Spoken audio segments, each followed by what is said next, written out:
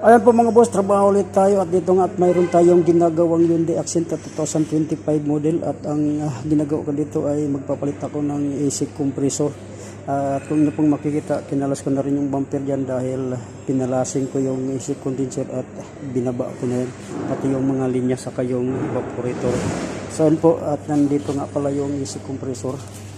At ang concern nga lang pala nito ay kapag pinaandar at itong AC ay namamatay at napansin ko dito ay stuck up pala yung kanyang AC compressor. Ayan po, ayaw maikot. So nandito yung bago, ayan yung kanyang clutch hub ay naiikot na, ikot naman.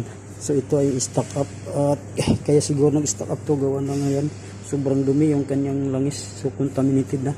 At tips nga lang sa inyo mga boss, kapag gumawa tayo ng ganitong aircon at contaminated, kailangan flushing ang buong system at palit na rin ng expansion valve saka yung filter drive. So yun lang po muna. God bless at mabay po.